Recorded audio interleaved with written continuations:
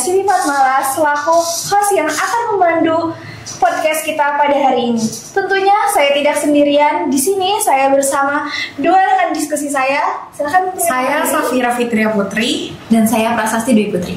Nah, tentunya di sini ada yang lebih spesial, yaitu narasumber kita pada hari ini, yakni Dekan FKIP Untirta, Bapak Dr. Haji Padullah SAG MSI. Bapak boleh sapa penonton terlebih dahulu, Pak. Sehat-sehat semua ya, sahabat FKIP. Baik, Bapak gimana kabarnya nih Pak pada hari ini? Alhamdulillah. Sehat dan tetap semangat. Iya, meskipun puasa ya Pak ya, tetap harus semangat ya. Oh, karena puasa kita sehat. Oke, untuk selanjutnya sebelum kita lebih dalam lagi nih membahas podcast pada hari ini, kita akan menyanyikan Mars FKIP Untirta terlebih dahulu. Oke.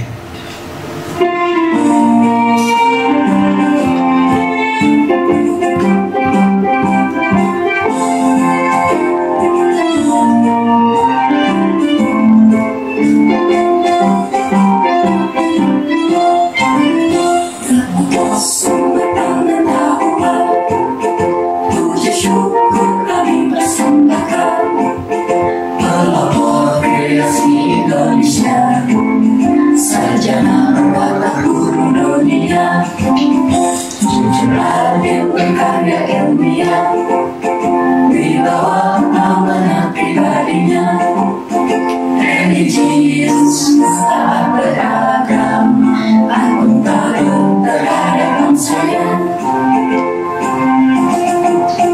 Berbaktilah FKIP Untirta, sekolah jawara Indonesia, unggul dalam mencerdaskan bangsa untuk Indonesia maju sejahtera. Berkatilah FKIP Untirta, sekolah jawara Indonesia, unggul dalam mencerdaskan bangsa untuk Indonesia maju sejahtera, untuk Indonesia maju sejahtera.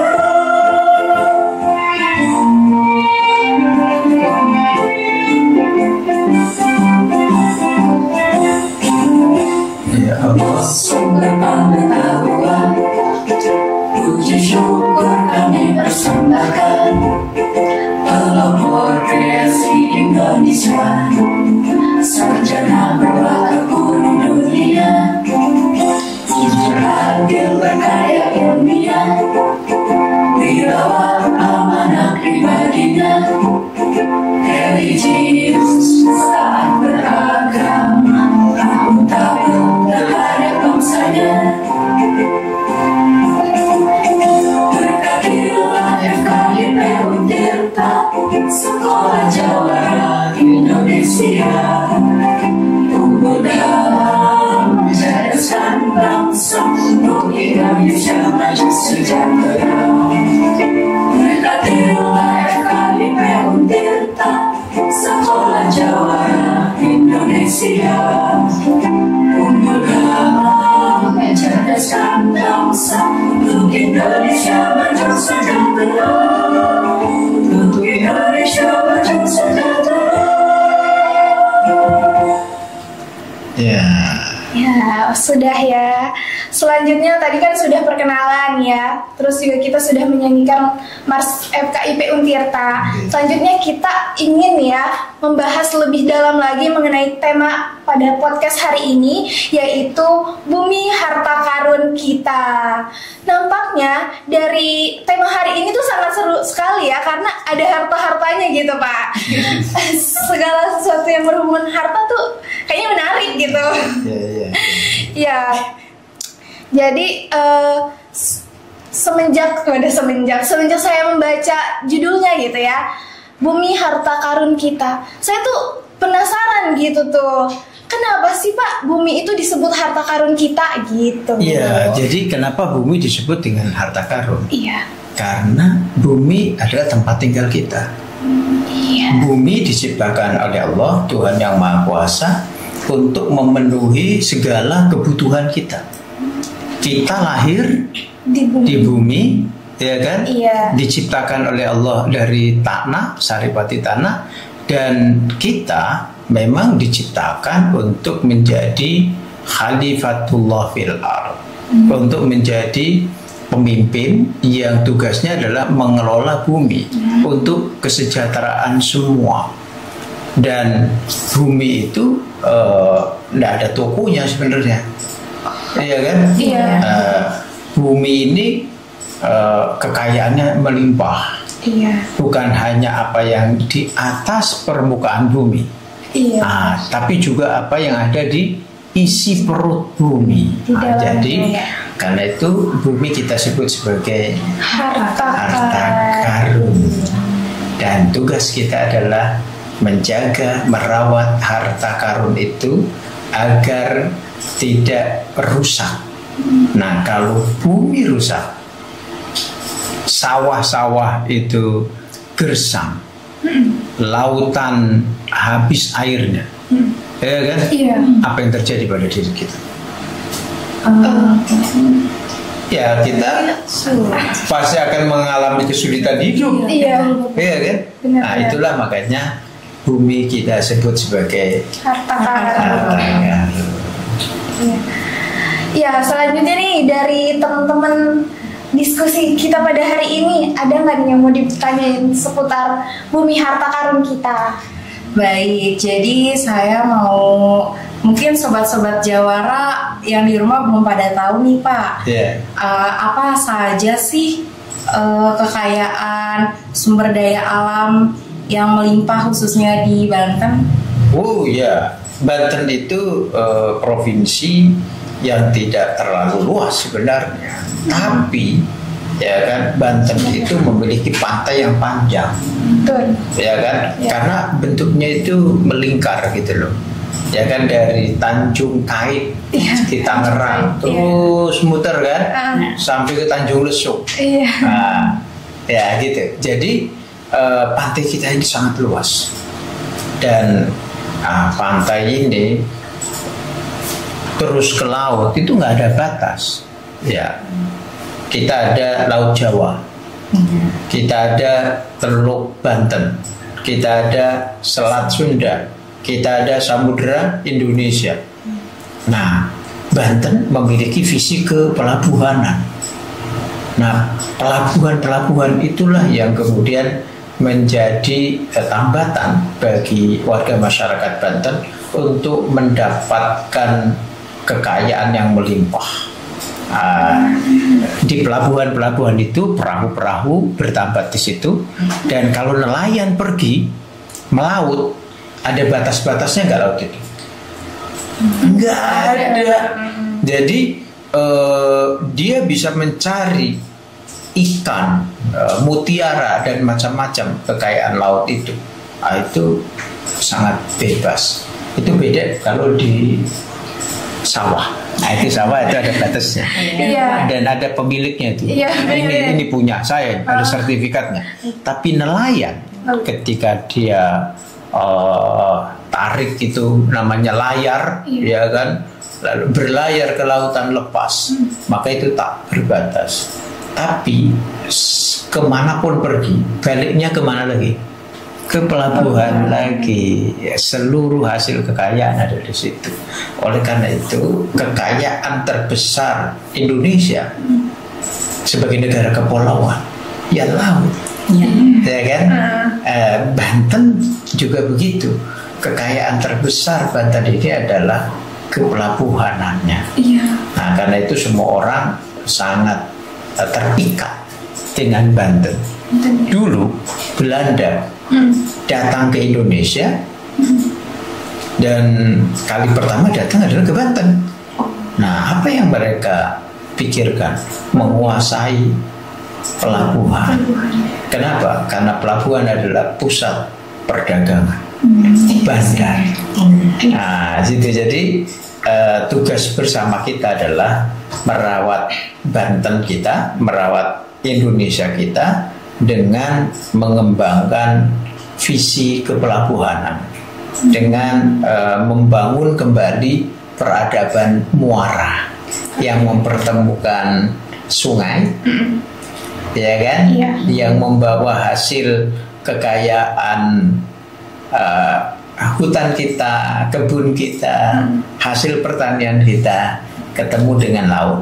Iya. Nah itu kalau di meja makan jadinya sayur asem. Ya kan, asem dari gunung, garam dari Laut. jadi sayur asem. Nah, jangan lupa dong, di situ bukan hanya ada lalapan, ya kan, Iya. ada nasi, tapi juga ada ikan Iya, lauk pauk. segar, Iya, ya kan. ikan segar. Nah, jadi kekayaan Banten itu lengkap, ya kan? Karena Banten bukan hanya wilayah maritim, tapi juga agraris, ya kan? Ada hutan kita, Iya, ada kebun kita, ada sawah ladang kita, nah gitu. Ada empang, Iya. lalu kemudian laut. Iya. Ya, dan yang menarik di Banten kita ini juga ada gunung-gunungnya aktif. Itu kalau dilihat dari segi lain memang berbahaya. Kan rawan itu dengan letusan gunung api, ya kan, rawan dengan gempa dan seterusnya. Tapi sisi positif yang kita ambil adalah berarti kita punya panas bumi yang kalau kita kelola dengan baik itu akan menjadi sumber energi kelistrikan kita. Nah ya, nah, di gunung ada pernah dengar itu air terjun? Pernah sih pakainya. Pernah dengar sekilas. Banten punya air terjun. Tahu air terjun itu? Ya dari atas atau dari bawah? Dari atas. Iya dong, kalau dari bawah namanya sumber. Sumur. Nah ya kan, jadi air terjun itu coba kita dengan kreativitas kita, air terjun itu bisa menggerakkan turbin. Iya. Nah, iya kan? Dan begitu turbin bergerak, dinamo bergerak, apa? Bisa melistriki kampung-kampung kita. Iya kan? Iya. Jadi kalau begitu, wajar tidak kalau kita sebut bumi sebagai harta karun? Wajar. Karena emang sumbernya dari bumi semua ya Pak. Betul. Tapi bumi yang kaya ini tidak memberikan dampak kemakmuran bagi kita kalau tidak dikelola dengan Baik. kecerdasan kita. Nah, butuh kecerdasan, butuh kreativitas, ya kan, agar sumber daya yang kita miliki ini bisa dikelola dengan sebaik-baiknya. Ambil contoh, pernah dengar bakso malingping? Pernah. Loh, kalau nggak ada kreativitas ya ikan aja, Iya, benar sih. ya kan? Iya. Tapi dengan kreativitas ikan bisa menjadi ikan bakar, bisa Jadi bakso, bisa jadi lain-lain, bisa sate bandeng dan seterusnya, ya kan? Itu semua berkat kreativitas. Jadi bumi sebagai harta karun kita harus ketemu dengan kecerdasan otak. Ya kan? Iya. Karena dengan kecerdasan otak itu kita bisa mengelola sumber daya untuk kemakmuran rakyat. Tapi ini jangan pula begini ya, kecerdasan otak. Akhirnya apa? Gunung-gunung pohon ditebang. Iya. Iya kan? Laut direklamasi, Dipagerin. dipagerin. Ya, kemudian sungai berubah, bantaran sungai jadi bangunan. Kekayaan alam kita tidak cukup dengan kecerdasan otak, tidak cukup dengan kreativitas, perlu keluhuran spiritual. Nah itu makanya dicontohkan sama leluhur kita di Banten kan, para wali, termasuk adat istiadat di Baduy. Iya, Baduy. Tidak boleh melakukan tindakan-tindakan yang menyebabkan kerusakan lingkungan. Jadi semangat konservasi harus kita lakukan agar bumi kita lestari. Kira-kira gitu ya. Saya mau bertanya nih Pak, kan tadi Bapak juga udah menjelaskan tentang kekayaan alam tuh dari pelabuhan, laut segala macam. Nah, saya ingin bertanya nih, mungkin teman-teman juga ada yang ingin tahu. Iya. ada nggak sih Pak menurut Bapak tuh tantangan kan tadi bumi itu kan harus dijaga. Betul. Biar tidak terjadi kerusakan. Nah menurut Bapak sendiri gimana Pak trik atau tips biar masyarakat tuh mau ikut berpartisipasi untuk menjaga lingkungan seperti itu? Karena itu menurut saya kayak masih agak sulit gitu Pak untuk masyarakat bisa ikut kontribusi menjaga lingkungan. Penting pendidikan. Iya. Ya, pendidikan penting. Penyuluhan untuk memberikan pemahaman penting. Ya, ambil contoh aja sekarang. Tadi kita membincangkan soal air terjun. Iya. Apa manfaatnya? Menggerakkan turbin. Turbin menggerakkan dinamo. Dinamo berubah menjadi listrik.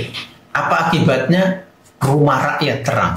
Apa akibatnya? Kalau kita pakai mau nyetrika, nggak perlu tebang pohon. Nah, kan kalau dulu nyetrika pakai arang. Oh iya. Iya kan? Iya, Betul nggak dibakar sih? dulu. Dibakar dulu, nah arang. Oke. Pertanyaannya, bagaimana caranya agar debit air terjun itu stabil? Maka hutan harus lestari. Ya kan? Iya. Kalau hutan tidak lestari, apa akibatnya? Kalau ada pembabatan pohon, Banjir. banjir di musim hujan, kekeringan di musim kemarau. Rakyat jadi ngerti. Waduh, kalau saya menebang pohon sembarangan, ya debit air terjun terganggu, maka gerak dari turbin terganggu, dinamo terganggu, rumah saya terganggu. Iya. Gelap. Indonesia tidak boleh gelap.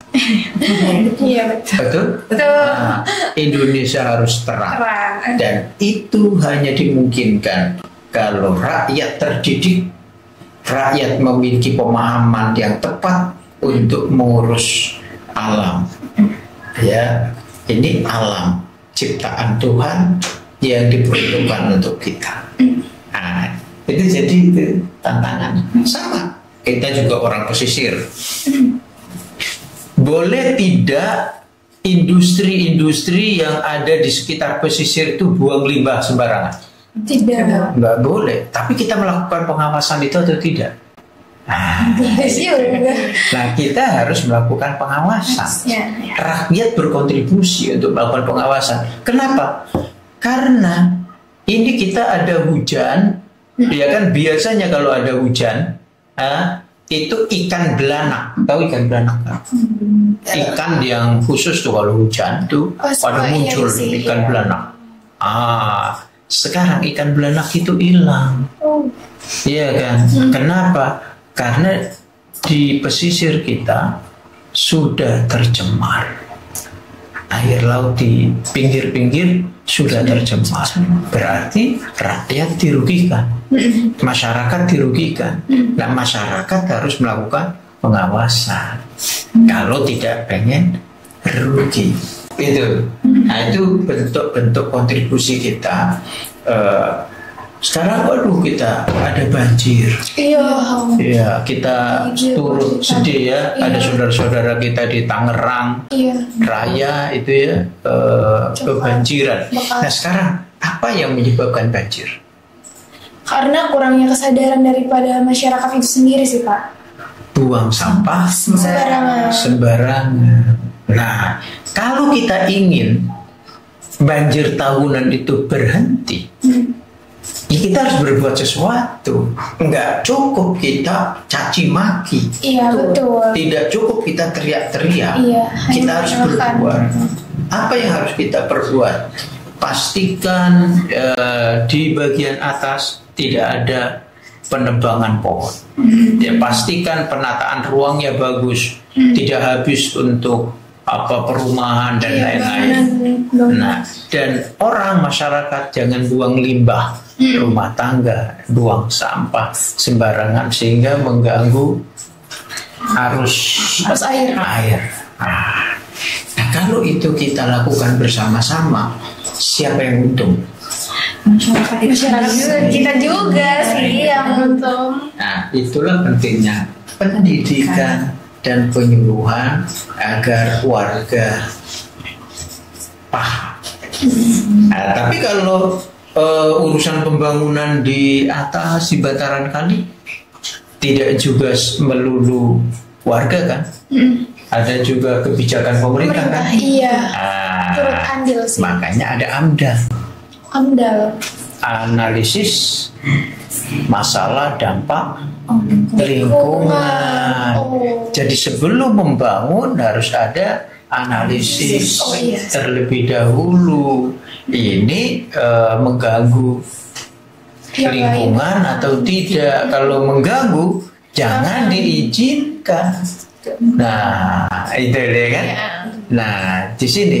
Nah, disitulah ada namanya DPRD, Wakil Rakyat kita di situ. Di situ ada LH, ya Dinas Lingkungan Hidup, ya kan.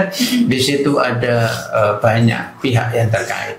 Jadi semua harus mengikuti konstitusi, semua harus mengikuti peraturan perundang-undangan yang berlaku. Nah, insya Allah kalau kita lakukan itu semua Iya. dengan tertib, maka bumi harta karun kita lestari sehingga kita tidak punya utang dengan generasi yang akan datang. Ya kan? Baik, Bapak tadi kan sudah menyebutkan tentang lingkungannya. Sekarang mungkin Sobat Jawara mau tahu nih Pak, apa saja sih keunikan yang dimiliki Banten terutama pada saat bulan Ramadan ini gitu Pak? Oh iya, bulan Ramadan itu ya unik ya. Tentu yang paling banyak adalah pemanfaatan hasil bumi kita itu kolok. Betul nggak sih? Nah, ini perlu diketahui ya. Iya. Kolok itu kan pisang. Iya. Nah, pisang itu adalah buah-buahan surga. Iya. Dan tahu pusatnya di mana? Di Indonesia. Indonesia di mana? Di Banten. Jadi kakek buyutnya pisang ada di Banten. Nah, karena ini harus kita rawat nih. Ketan bintul loh. Ketan bintul. Kita tahu ketan. Iya. Bintulnya Itu muncul khusus kuliner bulan Ramadan. Apalagi kalau orang Pandeglang itu Apa tuh, Pak? balok dimakan. kue balok. Nah, itu kan tadi apa yang khas, Iya, ya apa kan? keunikan. Keunikan di bulan Ramadan itu kulinernya itu basisnya adalah dari kekayaan alam kita sendiri. Ya ada kolak pisang, ada pintul, ada balok. Balok kue Tahu nggak itu bahan dasarnya balok apa? Gula merah. Ada gula merah. Ya, itu berarti kita ya kelapa kita, sawit kita itu sangat penting di situ ya. Ya kita istimewa kalau di bulan Ramadan itu ada juga kalau sudah pertengahan Ramadan. Nah, itu ada kunutan. Tahu kunutan? Tahu. Ada opor nggak deh? Ada. Ada ketupat. Ada ketupat di situ, ya kan? Iya. Dan nanti kalau di malam-malam terakhir Iya. ada memaleman. Pernah dengar nggak? Memaleman, malam Lailatul Qadar. Ada orang-orang dari rumah bawa makanan ke masjid kan? Iya, iya. Iya, sampai di masjid itu untuk siapa? Ya Dibagikan. sebenarnya itu untuk bapak-bapak yang iktikaf di masjid, ibu-ibunya di rumah. Iya, benar. Ya kan, ada juga ibu-ibunya yang ikut juga iktikaf di masjid. Nah, makanan itu dibawa ke masjid, dibawa pulang lagi. Iya. Hanya sesaat ya. Karena dibawa pulang lagi, iktikaf nggak di masjid. Nah, ini dia. Harusnya ditaruh aja. Pak. Harusnya dibawa ke masjid, orang iktikaf di situ. Kalau malam boleh makan toh, bulan Boleh puasa. dong. Nanti sampai sahur. Sahurnya hasil bumi kita. Ini pesan penting dari leluhur kita. Apa tuh Pak? Tanam apa yang kamu makan, makan apa yang kamu tanam, sehingga tidak perlu Power. Iya, benar-benar. Gitu kan? Menarik. Iya. Oke, cukup pertemuan kita kali ini. Atau Satu masih ada lagi nih Pak. Oke. Ya, boleh. Tentang apa sih Seba Baduy itu, terus lalu makna perjalanan Seba Baduy itu dalam konteks budaya atau hubungannya dengan pemerintah tuh apa Pak?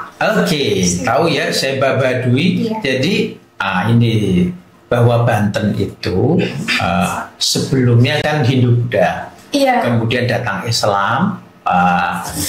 Islam memimpin, ibu kotanya pindah dari sini nih, Iya. dari FKIP ini, Banten Girang, Oh iya. Girang ya, situs Banten Girang. pindah ke Surosoa. Surosoa. Jadi jangan-jangan banyak yang tidak tahu, ternyata FKIP Untirta itu dulunya pusat dari pemerintahan Banten sebelum pindah ke Surosoa, ya kan? Nah, ini Islam memimpin. Nah, saudara-saudara kita yang beragama Sunda Wiwitan itu minggir ke Gunung Kanekes di Baduy, di Baduy. Nah, jadi orang-orang Baduy itu lalu karena takluk, ya kan, patuh taat kepada kepemimpinan baru, hasil pertanian mereka dibawa dari Kanekes ke Serang Banten, ya, Lebak terus ke Serang Banten. Jadi yang dibawa apa? Hasil bumi, ya. Nah, apa pesan yang penting di situ? Sebagai warga negara, kita harus patuh dan taat kepada pemimpin negara. Ya kan? Tentu syarat dan ketentuan berlaku. Iya. Apa itu syarat dan ketentuannya? Pemimpin ini taat konstitusi. Kalau dia melanggar konstitusi, Aduh. harus diluruskan ke Mahkamah Konstitusi. Ya kan? Bukan hanya itu, pemimpin ini harus taat kepada kitab suci. Dasarnya adalah wahyu Tuhan. Karena Pancasila kita, sila pertama apa? Ketuhanan yang Maha Esa. Jadi wajib bagi kita untuk menaati pemimpin. Pemimpin ini harus taat kepada konstitusi dan taat kepada kitab suci. Karena di dalam kitab suci itu ada kehendak Tuhan yang harus kita wujudkan, yaitu keadilan sosial bagi seluruh Rakyat Indonesia. bagi seluruh umat manusia. Kira-kira gitu. Baik, dari teman-teman diskusi kita pada podcast hari ini, ada lagi nggak nih yang mau ditanyakan? Ada yang masih penasaran gitu mengenai harta karun? Kalau dari saya sih sudah cukup ya Pak, karena sudah banyak yang diceritakan juga. Kalau dari Cukup. Ya cukup.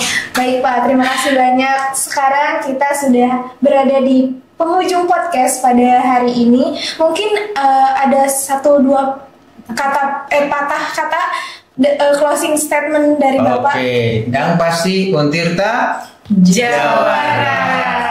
FKIP Untirta Sekolah Jawara Indonesia. Salam konservasi, salam lestari. Bumi kita harus dijaga. Ya, Iya. Terima kasih banyak Bapak atas waktunya, sudah meluangkan waktunya ya untuk kita. Jangan lupa sobat di rumah, di kosan atau dimanapun berada, jangan lupa selalu pantengin podcast FKIP Untirta. Assalamualaikum warahmatullahi wabarakatuh. Wabarakatuh.